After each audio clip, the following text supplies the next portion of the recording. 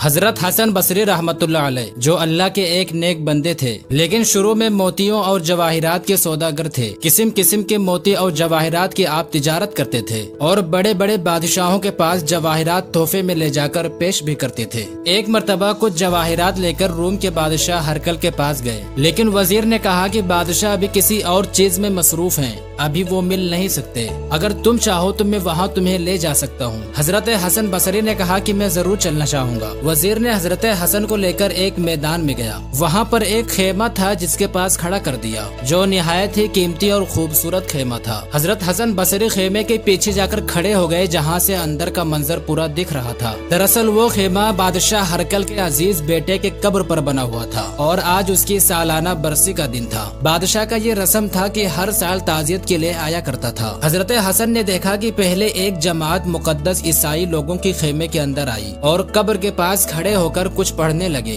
اور پھر اس کے بعد روتے ہوئے وہاں سے نکل گئے۔ اس کے بعد ایک جماعت طبیبوں کی یعنی ڈاکٹر اور عقل مند لوگوں کی آئی۔ یہ لوگ بھی ننگے سر قبر کے پاس کھڑے روتے رہے اور تھوڑی دیر کے بعد یہ بھی نکل کر چلے گئے۔ اس کے بعد فوج اور ان کے افسروں کی جماعت تلوار لے کر اندر داخل ہوئی، وہ بھی قبر کی سلامی اتار کر کچھ دیر تک کھڑے رہے، اس کے بعد واپس چلے گئے۔ فوجی لوگوں کے بعد ایک جھنڈ نوجوان عورتوں کا آیا جن کے سر کے بال کھلے ہوئے تھے، ان کے ہاتھوں میں سونے کی تھالیاں تھیں جن میں موتی اور جواہرات بھرے تھے۔ ان عورتوں نے قبر کا طواف کیا اور بہت رو کر یہ بھی خیمے سے باہر چلی گئی۔ جب سب باہر آ گئے تو ان سب کے بعد بادشاہ خود خیمے کے اندر آیا اور قبر کے پاس کھڑے ہو کر کہنے لگا کہ بیٹا تو مجھے بہت پیارا تھا، مگر افسوس کہ تو دنیا سے چلا گیا۔ اگر مجھے یہ معلوم ہو جائے کہ جس نے تیری جان لی ہے وہ بڑے بڑے راہبوں اور پادریوں کا کہا مان کر تیری جان واپس کر دے گا تو یہ بڑے بڑے عیسائی اور راہب اس کام کے لیے تیرے پاس حاضر ہیں، مگر میں جانتا ہوں کہ ان کے کہنے سے کچھ نہ ہوگا۔